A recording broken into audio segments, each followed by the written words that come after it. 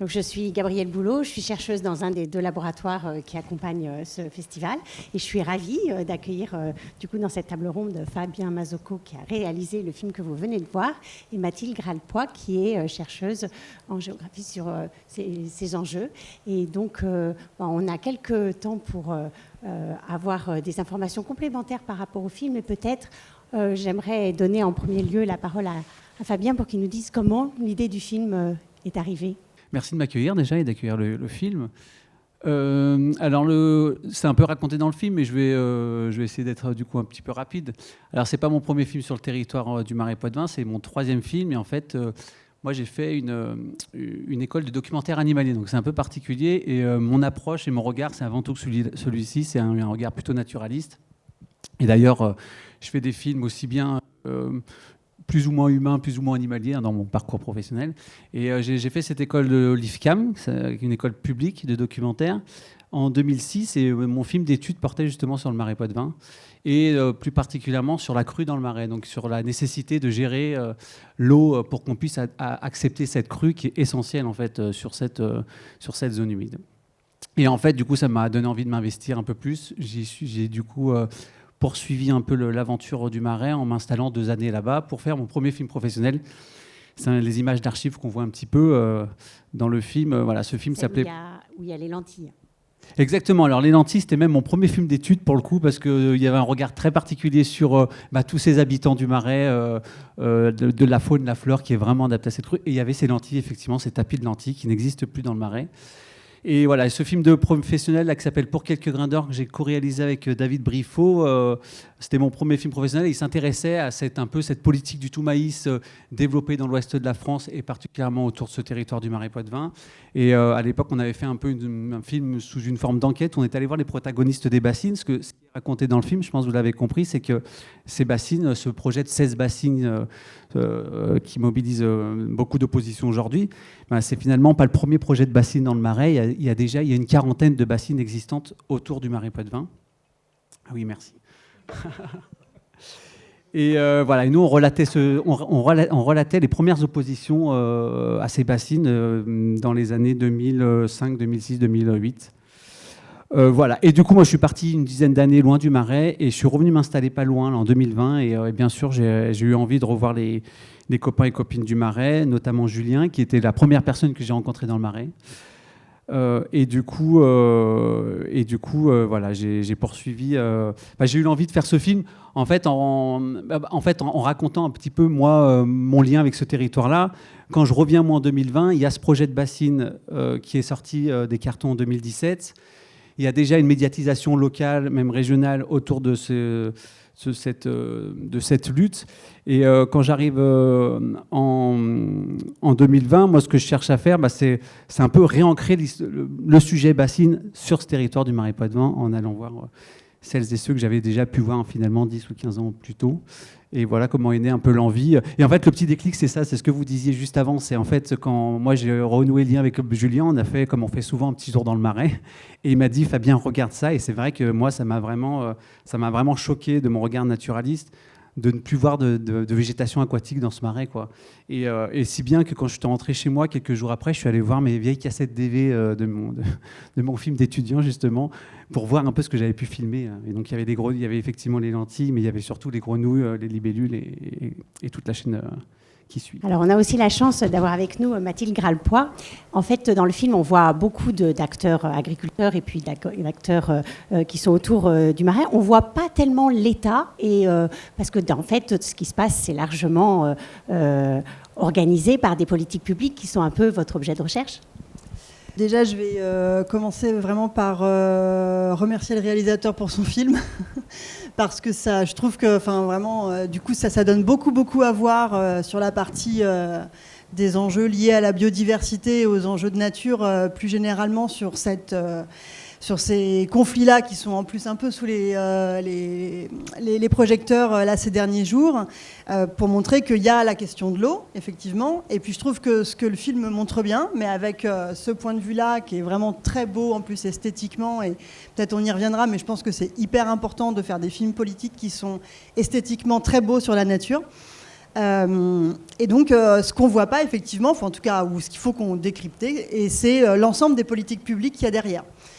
On en a quelques-unes quand même, puisqu'on voit bien qu'il y a quand même la profession agricole, donc on sent qu'il y a une politique publique d'agriculture qui est nationale, qui est européenne. On entend parler des aides, on entend parler des conditionnements, des aides et des subventions à des cultures, à des superficies, à des pratiques culturelles, etc. Mais effectivement, derrière, il y en a plein d'autres. J'imagine bien qu'un film ne peut pas traiter de tout ça, mais bon, vous l'avez dit et vous vous intéressez à ça, mais il y a effectivement très certainement des enjeux liés à la régulation des crues, à l'inondation, à la préservation de la biodiversité. On parle même du recul du trait de côte. On parle en fait de la ressource en eau. Et tout ça, c'est vrai que le film, il dit un peu en creux que c'est tout un tas de politiques publiques qu'on pourrait penser hyper interreliées, qu'on pourrait penser être très complémentaires les unes avec les autres. Et en fait, une partie de l'échec des politiques publiques, là, s'incarne par l'effondrement de la biodiversité, de la faune et de la flore, mais c'est aussi le résultat d'une certaine manière, de ce manque de coordination entre des politiques publiques. Et notamment ici, on voit biodiversité et agriculture, mais plein d'autres aussi qui ne jouent pas forcément leur rôle d'articulation, parce que ça pourrait l'être en fait aussi. Et peut-être pour revenir à Fabien, j'avais une question sur l'intention du film. Donc, comme en fait c'est un territoire que vous connaissez bien, il y a eu, et puis qu'en plus c'est pas le premier film que vous faites sur cette zone-là, vous avez été un témoin vraiment privilégié du changement, comme vous disiez. Et donc, quand on voit que ça a changé comme ça, comment on décide de cadrer, et notamment vis-à-vis des émotions que vous avez rencontrées sur le terrain, vos choix? Mais c'est vrai que j'avais une position un peu particulière parce que j'avais un attachement et au territoire et aux gens qui habitent ce territoire. Après, j'étais parti une dizaine d'années, donc j'avais aussi ce recul un petit peu qui m'a permis d'avoir une certaine fraîcheur et un certain recul pour partir dans cette aventure filmique. Après, ce que je disais, au niveau des intentions, moi j'avais vraiment envie de repartir sur réancrer le sujet bassine sur ce territoire du Marais Poitevin, et aussi dans un cadre, dans une histoire aussi agricole et de lutte. Ouais, enfin, c'est vraiment l'envie du premier du film, c'est ça. Et j'avais envie vraiment de me porter sur celles et ceux qui habitent ce territoire, qui étaient déjà effectivement des fervents opposants il y a quelques années, mais qui sont avant tout des observateurs et des observatrices de leur milieu de vie. Moi, ça me plaisait, quoi. Il y a une sorte de savoir populaire, de savoir de l'observation qui est incroyable. Faut voir comment ces gens qui connaissent les dossiers, mais sur le bout des doigts, le dossier de l'eau, le cycle de vie, ils ont une compréhension du territoire qui est incroyable. Et c'est parce que, d'ailleurs, je pense qu'il y avait ce noyau dur de locaux connaissant très bien leur territoire et le sujet, que ce mouvement de lutte a pris cette ampleur-là. Je pense que c'était important qu'il y avait cet ancrage territorial. Et du coup, vous parliez d'effectivement, on sent les institutions en toile de fond. J'avais pas non plus, par exemple, l'envie d'aller donner une caution scientifique à des gens extérieurs qui auraient pu apporter un point de vue scientifique avec une caution scientifique. Non, je restais un peu sur les habitants qui sont sur ce territoire-là. Et quand je dis sur le territoire du Marais Poitevin, c'est pas vrai, parce que finalement, le film il s'est porté sur un timbre-poste du Marais Poitevin. Le Marais Poitevin, c'est 100 000 hectares. Et en fait, là, on se concentre plutôt sur le marais mouillé du Marais Poitevin. Donc, c'est à peu près un peu moins de 30% du territoire. Et même, c'est sur cette poche plutôt de Sévrienne, là, du Marais mouillé, qui est un endroit où... historiquement, l'opposition a été très très forte ici. Alors forcément, c'est un endroit qui concentre l'eau, hein, donc ça concentre les problèmes, beaucoup plus que dans le Marais desséché. Et c'est vrai que c'est un endroit pas loin de Niort, vers Danvix, Moselle-sur-le-Mignon, très animé aussi. Et le film se concentre sur finalement beaucoup sur ses habitants et ses habitants de là. Et ce que je voulais, c'était me porter le regard sur des situations précises que connaît le Marais, en fait. Ces situations précises chroniques, alors on parle souvent des ASEC, ça on les dit facilement aux bassines, d'ailleurs elles ont été vendues comme ça, on a des problèmes d'ASEC depuis 20 ans, on va vous faire des bassines, on va moins prélever l'été pour prélever l'hiver, voilà, ça c'était la promesse de départ. Mais bien sûr, donc, il y a ces ASEC qui sont omniprésents, qui fait le lien avec ces bassines, mais je voulais aussi parler d'autres situations moins connues, cet effondrement de la biodiversité qui nous raconte quelque chose du bassin versant qui entoure ce Marais Poitevin. Et aussi cette crue. Alors ça, l'évacuation de la crue, je pense qu'il n'y a que quelques naturalistes dans le Marais qui s'en soucient. Parce que finalement, à part le fait que du coup, leur cortège floristique et faunistique va se transformer, et il s'est transformé, parce qu'on n'a plus un cortège dans ce marais mouillé, on a peu... cortège finalement de zones humides, on voit que c'est un cortège qui se banalise, alors que c'est une richesse en termes de biodiversité énorme, parce que les zones humides sont les territoires qui ont le plus disparu ces 70 dernières années. Et du coup, forcément, les animaux et les végétaux qui vivent dans ces milieux, c'est souvent des espèces menacées, fragilisées. Et, voilà. Et du coup, cette évacuation de la crue, elle nous raconte aussi quelque chose. Et tout ça est à mettre en lien finalement avec les bassines. Donc voilà, c'était parler de ces situations concrètes que connaît le Marais, finalement, à travers la parole des habitants du Marais. Moi, je dois avouer que j'ai été vraiment très séduite par la manière dont vous avez mis en image ce que, dans le jargon scientifique, des fois, on dit les fonctions ou les fonctionnalités de la nature, où là, on a l'impression que le micro est tendu à pas mal d'espèces. Quand on voit ces têtards qui sont vraiment en train de survivre dans de la boue, que les vaches ont l'air de sourire quand elles arrivent sur la prairie, on saisit, oui, pas mal d'émotions même de la nature. Et puis peut-être une attention particulière aux femmes dans cette lutte. C'est bien que vous mettez le doigt là-dessus. Alors, je vais contextualiser aussi en termes de chronologie. Moi, j'ai filmé surtout l'année 2021, une année importante. Moi, j'étais très content de filmer cette année-là, alors ce n'était pas voulu. C'est vraiment l'année où le mouvement change de stratégie, change de forme. Et aussi, bien sûr, se densifie.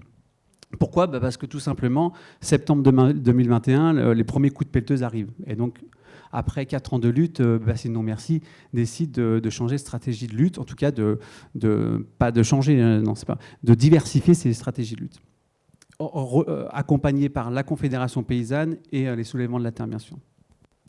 Et moi aussi, de mon attachement et de mon histoire avec ce marais, j'avais envie, comme je le disais tout à l'heure, d'aller plutôt voir les noyaux durs existants, donc les anciens surtout qui étaient là déjà il y a 10, 15, 20 ans.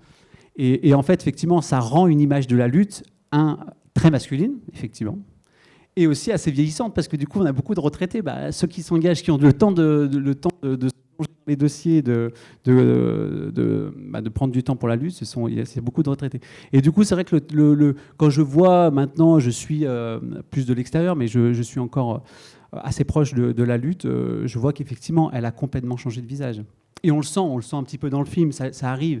Mais effectivement, ça renvoie une image de locaux et assez masculin. Aussi, voilà, il y avait aussi vu que j'avais cette volonté de prendre vraiment des gens du milieu, j'ai eu du mal en fait à trouver des femmes tout bêtement aussi qui avaient cette connaissance du territoire et cet engagement dans la lutte depuis pas mal d'années. Donc voilà. Est-ce que cette place des femmes, c'est quelque chose qu'on rencontre souvent dans les luttes sur la justice environnementale ? Mathilde ? Alors ça, je ne saurais pas répondre. En tout cas, je sais que ces mouvements, donc la justice environnementale, c'est un courant d'études qui naît aux États-Unis dans les années 1920-1930 et qui regarde effectivement les cumuls de situations de vulnérabilité liées à des dégradations naturelles ou à des dégradations de l'environnement ou aujourd'hui du climat, et qui croisent avec des facteurs de sexe, d'âge, de profession, etc. Après, c'est vrai que dans les études sur la justice environnementale à la française, c'est pas tellement des choses qu'on va regarder. Enfin, en tout cas, c'est comme ça que je le lis dans nos travaux aujourd'hui. Non, mais par contre, je vais dire autre chose avec ta question. C'est que par contre, quand on retrace un peu l'histoire des controverses, puisque là, on pourrait dire que, puis c'est un terme aussi un peu qu'on utilise dans nos jargons scientifiques, il y a une controverse territoriale sur où va l'eau, pour qui, et on pourrait même quasiment imaginer qu'il y a une reconstruction d'un discours. À un moment donné, même c'est un peu exposé, cet argument, il est donné dans le film. Il est dit, bah oui, on prend de l'eau en hiver où il y a beaucoup d'eau, pour pouvoir en avoir moins en été quand il n'y en a pas, comme ça on ne baisse pas les niveaux d'eau et c'est nickel. Et en fait, cette solution-là, et c'est là que je trouve le film super, il nous dit deux choses. Il nous dit déjà de façon hyper pédagogique pourquoi ça ne marche pas. Et puis en plus, il remet cette histoire sur un temps qui est quand même assez long.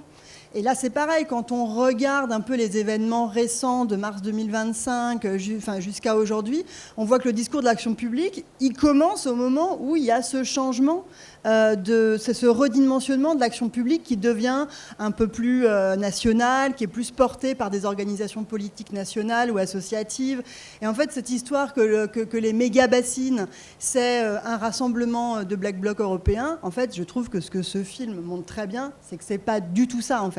C'est une histoire sur le temps long, avec des paysans, des paysannes, des agricultrices, des agriculteurs, des naturalistes, qui nous montrent que le niveau de violence, comme bien souvent on se répète à le démontrer avec des travaux militants et scientifiques, il n'est pas imposé par les militants, en fait. C'est le résultat d'actions pacifistes, de démonstrations scientifiques, de démonstrations de savoirs locaux qui n'aboutissent pas, qui ne sont pas écoutés. Enfin, moi, j'adore cette scène à la Chambre d'agriculture où il y a vraiment le pied dans la porte. Le pied dans la porte de Julien Leguet, là, il est super.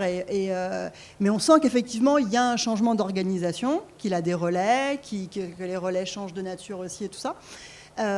Mais voilà, enfin, en tout cas, j'en profite pour parler qu'en termes de construction d'une controverse locale, là, on voit très très bien que c'est une histoire longue, que c'est une histoire de territoire, que c'est une histoire de gens qui y vivent et que c'est pas un caprice de militants et probablement des incohérences de l'action publique sur ce territoire qui ont choisi un peu leur porte-parole privilégié en ignorant non seulement des perdants, mais probablement que l'avenir de tous, en fait, est un peu menacé derrière cette fuite en avant, parce qu'en fait, alors ça, c'est tout ce qu'on apprend effectivement dans le film sur l'éponge qui constituait la réserve peut-être plus durable et qui elle-même disparaît, et donc du coup à pomper, même en réservant cette eau en surface, il risque de ne plus y avoir de quoi pomper, même l'hiver, si en plus les crues sont évacués. Peut-être un mot, Mathilde, sur la participation, parce qu'on est peut-être surpris de voir surgir cette violence, alors qu'il y a eu quand même dans l'action publique des années d'apprentissage de la participation. Il y a des enquêtes publiques pour ces projets. Parfois, il y a même une commission de débat public. Alors, on pourrait s'enorgueillir finalement de cette participation que les institutions nous ont tout préparé. Et puis, peut-être ce à quoi on assiste, c'est une autre forme de participation qui est peut-être moins domestiquée et qui montre aussi le fait que ça ne suffit pas d'organiser un débat si par ailleurs les décisions qui sont prises sont contre ce que fait émerger ce débat, peut-être.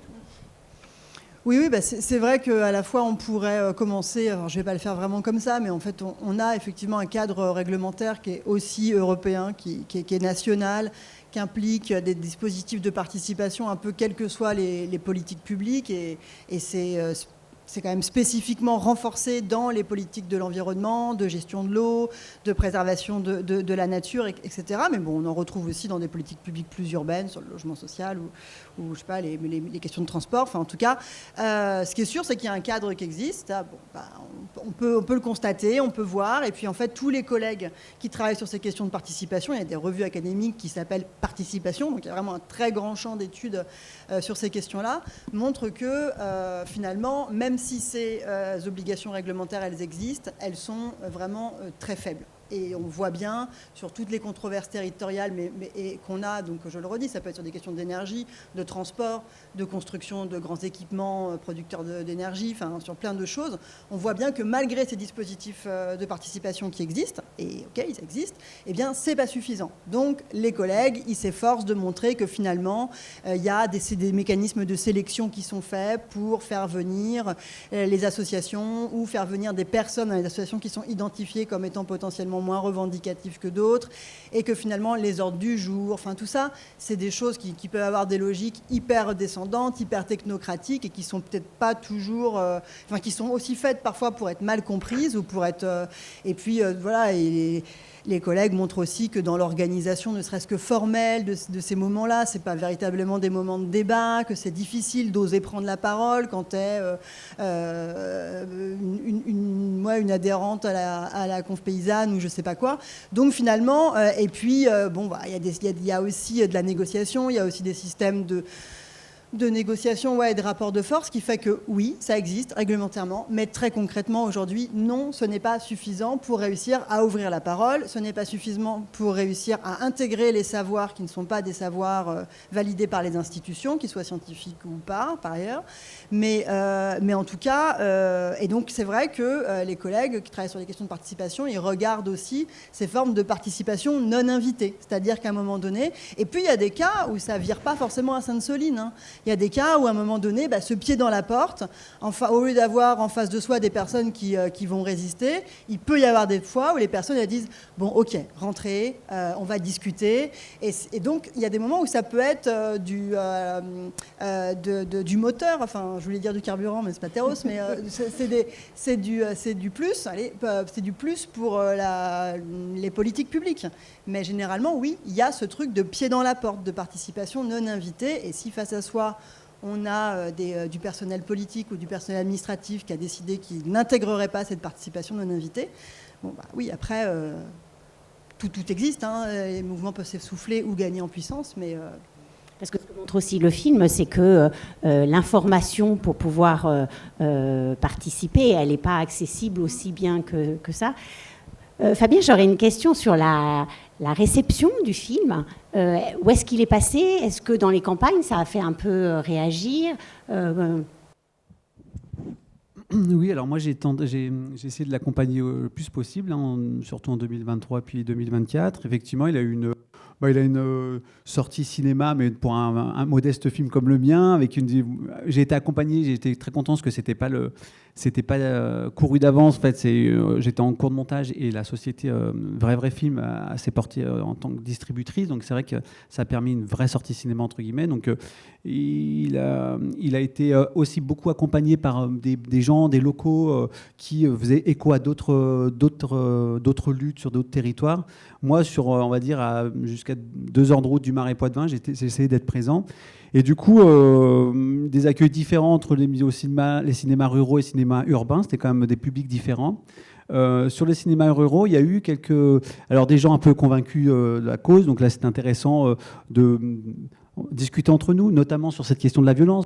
Beaucoup de gens, notamment plutôt contre les bassines, qui n'étaient pas à Sainte-Soline, avaient vraiment du mal avec cette violence. Donc ça a permis aussi je pense que déjà le film porte un autre regard, amène une autre manière. Enfin, l'opposition est montrée de manière différente.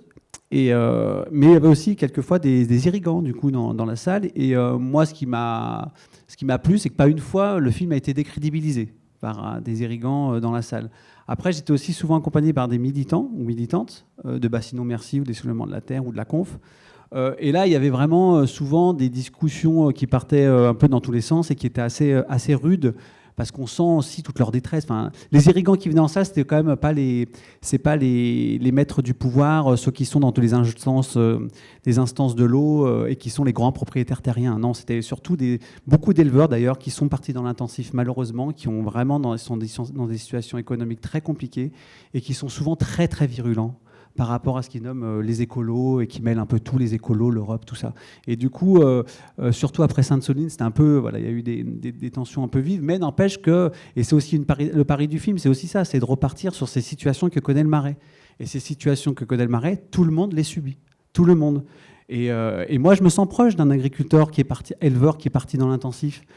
Et d'ailleurs, est sorti des fois de ces discussions-là, des choses en fait, où effectivement, on vivait les mêmes souffrances. Alors, pas exactement les mêmes, mais quand même, moi, je me rappelle d'irrigants qui parlaient de leur marais qui a été détruit parce qu'ils ont mis du maïs. Alors, bien sûr, eux, ça ne les concernait pas parce qu'ils n'auraient jamais fait ça.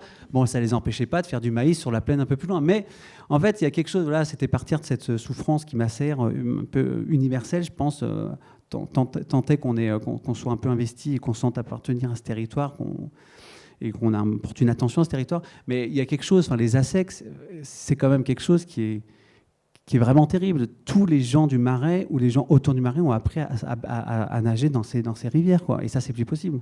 Soit parce qu'il n'y a plus d'eau, soit parce que la qualité est exécrable. Donc voilà. Donc moi, j'étais content que le film participe à essayer de se rencontrer, à essayer de discuter, malgré le fait qu'après Sainte-Soline 2, parce que je recontextualise, je n'ai pas fini tout à l'heure, excusez-moi, mais le film, j'ai terminé la réalisation du film avant Sainte-Soline 2. Voilà, les dernières images. Voilà, non, il y a 2 petites images au début où on monte sur le talus. Là, c'est la première manifestation de Sainte-Soline qui était déjà violente, mais qui n'a rien à voir avec Sainte-Soline 2. Et c'est pour ça d'ailleurs cette happy end à la fin. On était rentré sur la bassine de Sainte-Soline à la première manifestation, donc on était quand même on n'était pas rentré longtemps, mais on était rentré, donc symboliquement c'était fort. Et puis surtout, quelques mois auparavant, on était allé démanteler, les manifestants étaient allés démanteler la bassine de Cranchaban, bassine illégale, donc on parlait du cadre légal tout à l'heure. Mais par exemple, on prend la bassine de Cranchaban, cette bassine était illégale depuis 5 ans, condamnée par le tribunal administratif de Poitiers et par la cour d'appel de Bordeaux. Depuis 5 années, elles sont 5 concernées par ce projet-là. Ces 5 étaient illégales et pourtant remplies et utilisées chaque année. Voilà, donc ce dépassement du cadre légal, moi je l'ai senti aussi chez les personnes que je suis finalement depuis quelques années. Je vois à quel point ils ne croient plus à ça. Alors bien sûr, ils travaillent encore sur les recours juridiques, heureusement, parce que le recours juridique a mis des bâtons dans les roues à pas mal de projets autour du Marais, mais aussi en Poitou-Charentes et ailleurs. Mais ils savent qu'ils doivent dépasser, et moi je les vois plus dans une position d'entretenir ce rapport de force. Il faut entretenir un rapport de force pour les faire plier, et pas exiger telle ou telle chose à un élu. On est sur un rapport de force, et ça c'est clairement quelque chose qui est unanime, je pense, dans la lutte contre les bassines, quoi. C'est passionnant, on se laisse prendre, moi aussi. Moi, ce que j'ai trouvé aussi intéressant dans ce film, c'est que la caméra propose un regard qui n'est pas forcément celui des habitants du Marais, donc à la fois parce qu'il y a ce regard du point de vue du ciel, en fait, où on voit l'étendue de la plaine, comme dit l'éleveur, qui permet aussi de voir peut-être un regard un peu différent sur les zones humides. On imagine souvent une prairie, on voit qu'il y a quand même pas mal de forêts, en tout cas de bois qui sont... et donc toutes ces formes environnementales auxquelles vous avez attaché vraiment beaucoup d'attention sur aussi les racines des arbres qui sortent de terre parce que la tourbe s'en va et puis peut-être les sédiments s'en vont aussi. Et puis effectivement, cette fin de crue qui est organisée où on essaye de faire en sorte que l'eau s'évacue plus vite et donc la caméra qui regarde cette eau s'en aller, on se dit qu'au quotidien, les habitants du Marais probablement n'ont pas toutes ces images-là. Peut-être ça crée une sorte d'assemblage. Et donc peut-être à ce titre-là, le film constitue un commun aussi à la lutte. Je ne sais pas si c'est comme ça qu'il a été reçu également. Ce regard que peut porter la caméra sur des situations précises, ces racines à nu dans la tourbière du Bourdet, personne ne va dans la tourbière du Bourdet. Praticable, à part Jean-Jacques Guillet qui va s'y promener. Et pourtant, ça nous raconte quelque chose du bassin versant. Il y a aussi ces plans aériens. En fait, moi, ce qui me plaît dans ce micro-habitat, ce micro-territoire du Marais mouillé, ce qu'on appelle la Venise verte, c'est que vraiment que c'est un sujet, c'est un territoire qui est aussi bien poétique que politique, en fait. Et qui détient en lui un grand paradoxe. C'est ce que dit un peu Julien, mais moi je le vois un peu différemment, ce paradoxe. C'est qu'en fait, quand on est notamment sur d'autres territoires, moi j'habite un bocage qui souffre aussi de cette agriculture industrielle, je vois les haies se faire ratiboiser chaque année, je vois les marques de cette agriculture-là, les conséquences, les marques sont visibles. Le Marais mouillé est très pervers parce qu'on ne les voit pas, en fait. Il suffit vous faites un tour de barque pendant 1 heure sur le Marais, dans la Venise verte, vous allez être enchanté, quoi. C'est magnifique. Il y a encore des petites parcelles de prairies avec des éléments d'arbres, et c'est une réalité. C'est encore un milieu très préservé sur l'aspect aérien. Et pourtant, il suffit d'avoir un regard un peu plus précis sur notamment ce qui se passe sous l'eau. Et en fait, on voit qu'il y a un souci, c'est qu'il y a ce liant qui est l'eau qui vient complètement déstructurer ce vivant aquatique. Et c'est ce paradoxe-là que j'aime beaucoup et qu'on sent, par exemple, dans les images aériennes, c'est que c'est un timbre-poste finalement qui est entouré d'une plaine dévastatrice qui a été beaucoup déstructurée. Et voilà, les énergies, l'eau, tout se concentre là, les tensions, tout se concentre là. Et en même temps, j'aime ce territoire où il faut effectivement de la pédagogie. Et moi, c'est aussi ça. Ces images-là, elles ont une vocation pédagogique aussi. Ces images nous racontent quelque chose. Et le discours est presque nécessaire quand même quand on voit ces racines nues, par exemple, dans la tourbière du Bourdet, mais elle raconte déjà quelque chose de... Alors, il y a quelque chose qui est très touchant, et je pense que le public y a été attentif, c'est que l'image d'Épinal, le fait que c'est vendu comme si ça n'avait jamais été transformé, c'est promu ça par les acteurs qui sont les premiers à en souffrir. Et donc, ils sont effectivement pris en étau entre, on a besoin de raconter, de transmettre ce regard aiguisé à la nature. Et d'un autre côté, on n'a pas forcément envie de jouer le jeu. Donc, il y a cet éleveur qui dit, je veux plus cautionner, être le clown, là, qui continue à faire ce qu'on vend pour le tourisme, mais qui, en fait, n'est plus l'agriculture. Et ça me rappelle des revendications de bateliers qu'il y a sur la Loire, par exemple, qui chaque année remontent la Loire pour célébrer un événement culturel, et puis qui disent, en fait, non, on ne veut plus jouer ce rôle parce qu'en en fait, on a aussi des revendications sur la qualité de l'eau dans la Loire, sur son usage, etc. Et donc, peut-être, oui, c'est ça, les incohérences de l'action publique. Peut-être, Mathilde, tu veux réagir Ce que je peux dire pour réagir, c'est que aujourd'hui, même là, j'imagine à quelques mois des élections municipales, on ne trouvera pas un élu qui dira non mais moi, la nature... Vraiment, c'est le cadet de mes soucis, l'eau, j'aimerais autant qu'elle soit privatisée. Donc évidemment, je pense qu'il y a une très grande incohérence, mais qui demande d'autant plus à tout un tas d'acteurs de la société de faire de la pédagogie pour aider au décryptage pour chacune et chacun d'entre nous.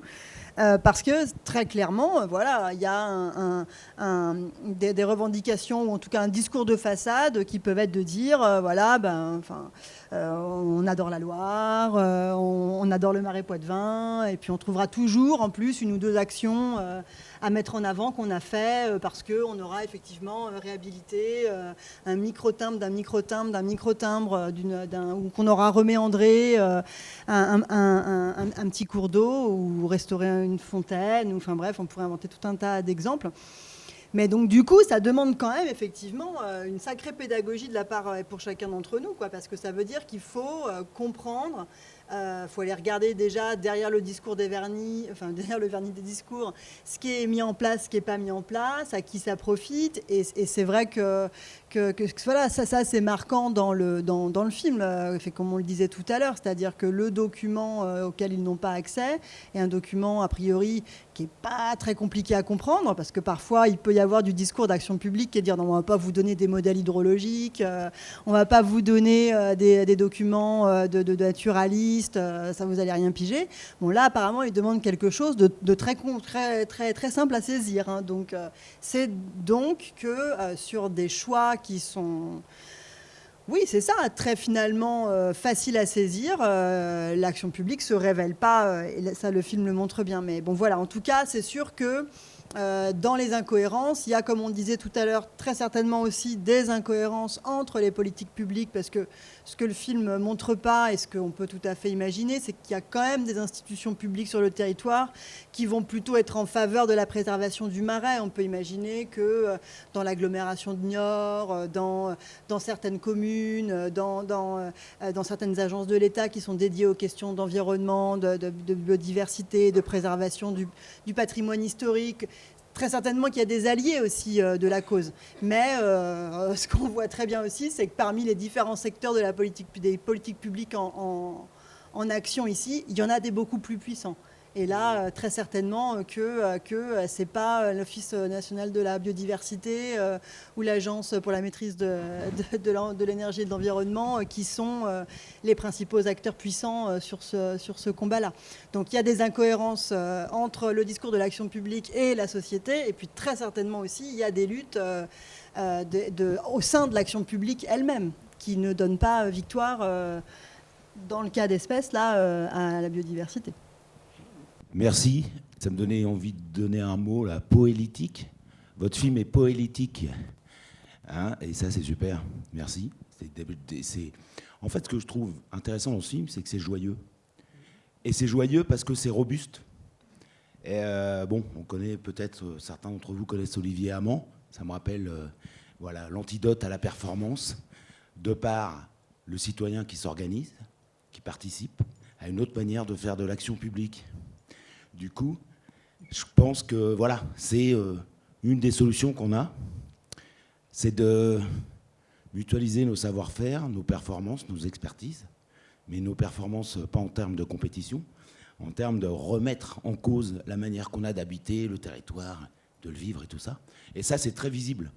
Et vous l'avez dit dès le départ, ces gens qui s'adjoignent les uns aux autres avec une expertise parce qu'ils sont sur le terrain et parce qu'ils ont une expérimentation de ce terrain, une connaissance de son histoire et de tout ce que ça implique, eh bien, ils amènent une expertise que l'action publique ne peut pas avoir quand elle est décontextualisée, ou quand elle est bureaucratisée, ou quand elle est... Voilà.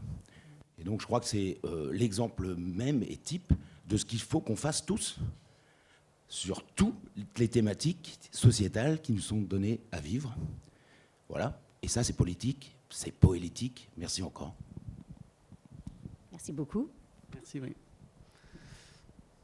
Oui, bah, je peux rebondir, mais je me répétais, mais je disais que ce petit territoire du Marais mouillé, ça concentre les tensions, l'eau, mais aussi la vie. En fait, c'est un territoire très vivant, donc ça aide. Et ces gens, on parlait de joie, de vie.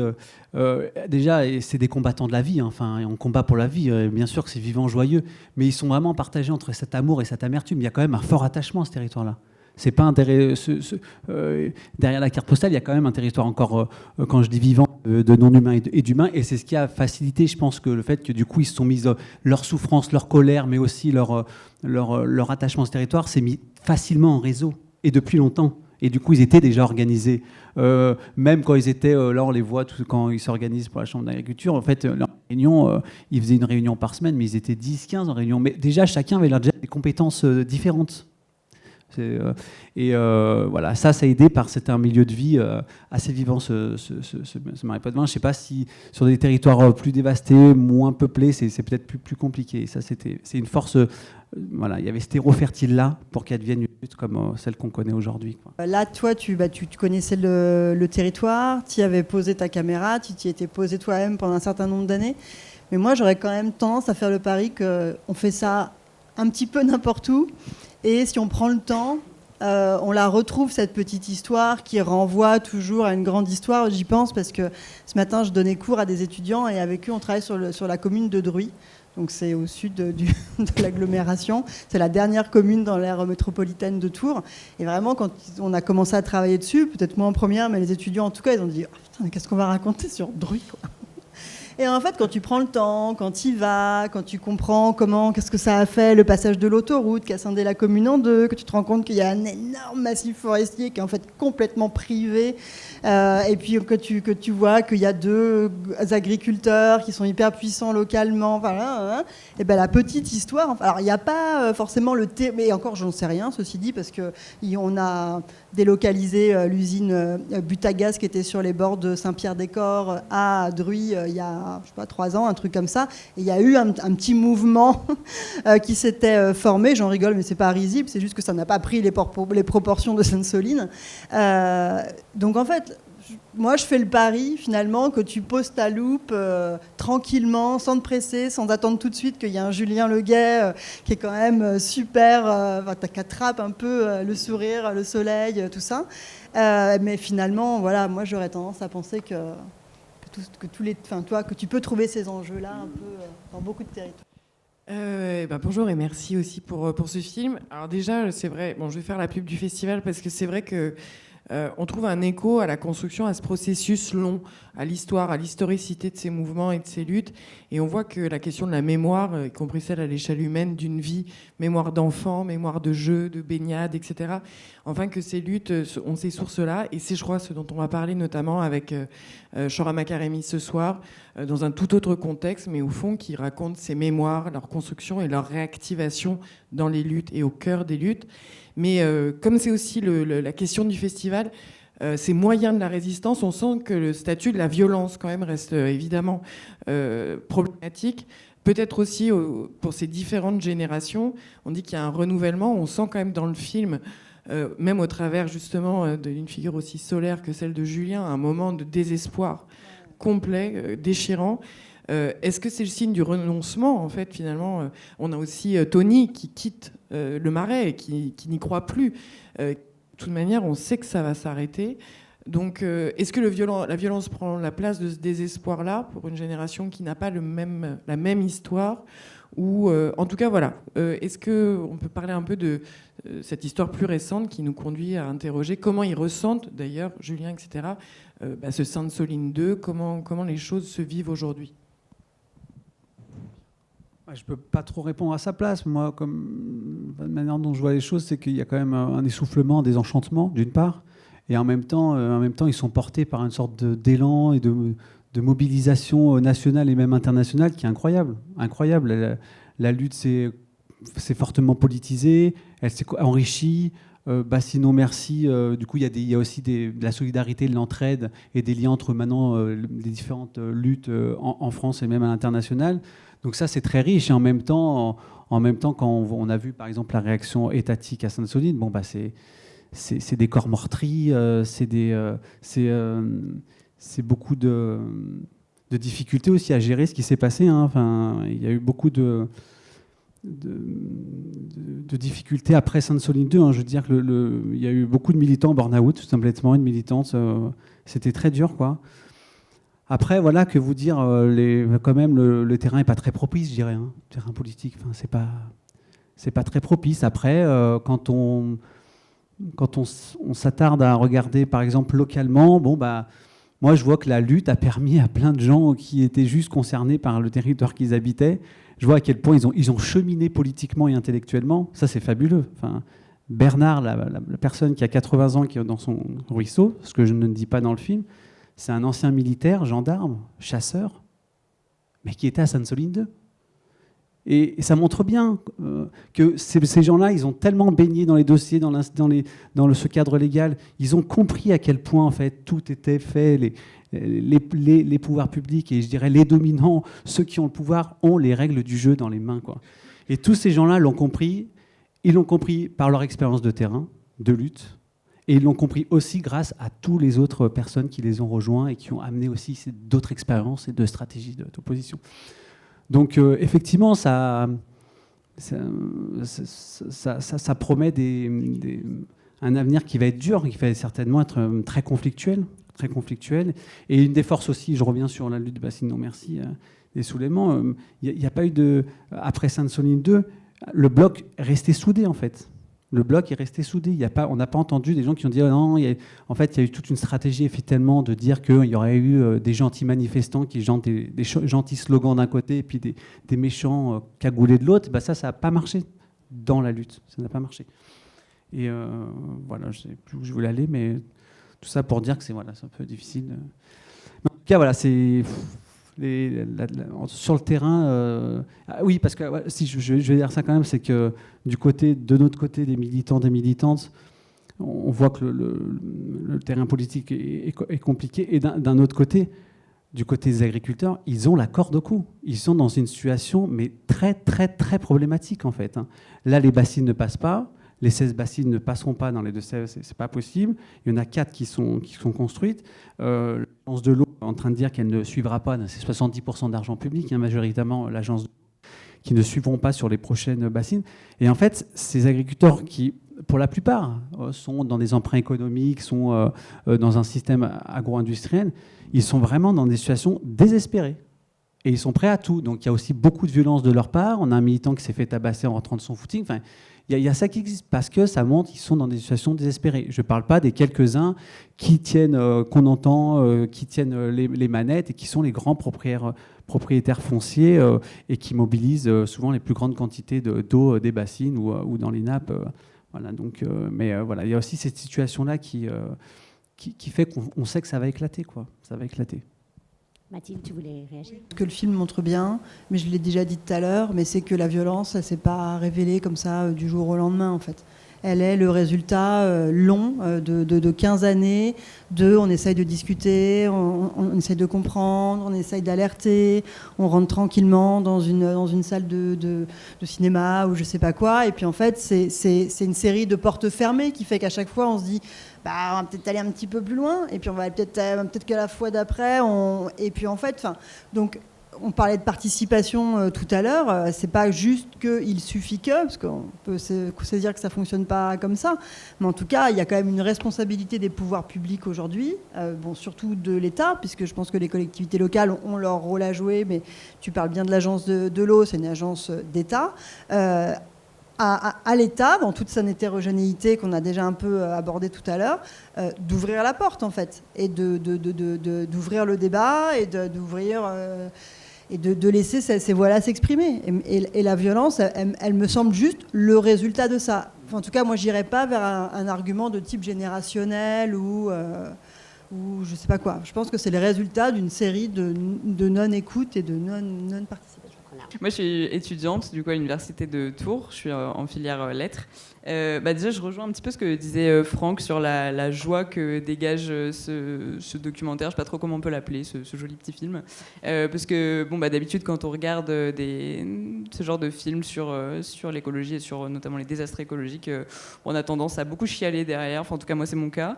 Et là, ça fait du bien d'avoir un petit peu justement de résistance et de solidarité en fait, qui se dégage de toutes ces images. Alors moi, j'avais quelques questions. Alors, ma première question, c'est que, en fait, je voulais savoir comment... moi, je viens de la ruralité, mais alors vraiment, chez moi, j'ai l'impression qu'il ne se passe rien, mais il se passe beaucoup de choses, en fait, parce qu'on voit des forêts qui sont rasées constamment. Mais en fait, on n'est jamais au courant de ça. Et je voulais savoir, moi, comment on se met au courant des projets qui se déroulent. Et en fait, il n'y a que la mairie qui est au courant de cette merde-là. Et genre, tout le monde regarde ça et personne réagit. Et moi, ça me... Enfin, j'ai pas envie d'utiliser d'insultes, je vais parler correctement, mais ça m'énerve quoi. Enfin, je veux savoir comment on se met au courant de ça et aussi comment on trouve les collectifs ou les assos qui peuvent nous aider à se battre, comment on mobilise des gens. En plus, moi, j'ai pas de réseaux sociaux, donc c'est la merde. Donc, je veux savoir, quelles clés on a pour réagir, parce que moi, je me sens giga seule quoi dans tous ces combats-là. Merci. Effectivement, tous les projets qui sont soumis à autorisation, il y a une enquête publique en mairie. Alors, ces enquêtes publiques, elles ont plein de défauts. Le dossier, il n'est pas toujours ouvert. Les horaires d'ouverture sont faits aussi pour que ce soit contraignant. Quand on est étudiant, ce n'est pas au moment après les cours qu'on peut y aller parce que ça va fermer. Et donc, effectivement, il y a des dossiers à consulter, mais les travaux ont montré que c'était un accès très difficile et que, d'une certaine façon, la Commission nationale du débat public qui a été mise en place en 1994, c'était avec cet espoir que ça décloisonnerait, qu'il y aurait des forums, qu'il y aurait des espaces de discussion. Et puis on voit que ça s'est un peu refermé. Et du coup, effectivement, récupérer l'information, construire un réseau, en fait, oui, peut-être chacun a sa brique à amener. Être curieux, je dirais, c'est la première étape. Et peut-être l'expérience que vous avez sur le territoire. Mathilde, moi j'irais déjà regarder les assos et les partis politiques parce qu'il ne faut pas non plus trop les mettre de côté. Enfin, je pense que même si on peut avoir plein de choses à dire sur les partis politiques aujourd'hui, ça c'est une porte d'entrée qui est ni plus ni moins bien qu'une asso ou qu'un mouvement ou qu'une conf ou quoi. Mais en tout cas, je dirais regarder sur des territoires qui sont parfois un peu plus médiatisés, là comme Sainte-Soline. Tu repasses le film et tu regardes les drapeaux et tu dis ok, ce sigle-là, ce sigle-là, ce sigle-là. Après, parfois, il y a des événements qui rassemblent ces différentes associations ou confédérations, tu vois, même si c'est des événements parfois institutionnels, mais par exemple à Tours, je pense à des événements comme le truc qui se passe sur les Convergence Bio, l'événement qui se passe sur les quais de la Loire. Bon, c'était septembre dernier, mais ce sera septembre prochain aussi. La métropole a organisé un événement il y a quelques semaines de ça qui s'appelle Place Climat. C'est un petit peu plus institutionnel, mais il y a quand même les grands acteurs. Puis il y a des associations de défense de l'environnement. Je pense à la Cépante, je pense à... c'est ceux que je vais oublier qui vont être les plus importants. Mais bon, voilà, je pense qu'il y a du tissu associatif, il y a des confs, il y a des fédés, il y a des partis politiques. Et puis voilà. Moi, je regarderai les affiches dans la rue, je regarderai les événements un peu médiatisés pour voir les partis, les confs, les assos qui se sont mobilisés. Et je zioterai les événements collectifs organisés dans la ville la plus proche ou dans ma ville. Il y a le cadastre aussi. Est-ce que tu veux finir avec le mot de la fin ? C'est dur les mots de la fin. Continuons la lutte. Ouais, non, Non, il faut continuer tout ça. Voilà, ces gens sont encore en lutte, hein, ils sont encore très très très animés par la lutte. On en entend un petit peu moins parler là, enfin, mis à part les violences policières à Sainte-Soline là, récemment, mais ils sont encore très mobilisés et surtout tous ces gens sont en réseau maintenant. Donc c'est pour ça, il y a aussi, je crois, ces terres de lutte et reporters qui ont fait une carte interactive là en France sur toutes les luttes en France. Donc faut aller jeter aussi un œil peut-être de ce côté-là. Et donc ce qui est bien, c'est qu'il y a des sentinelles partout maintenant. Dès qu'il y a un projet désastreux pour le vivant, quand on est un peu dans ces réseaux-là, tout de suite on a l'info quand même. Donc voilà, c'est quand même. Ça a été une super occasion de les découvrir à cette occasion. Merci beaucoup.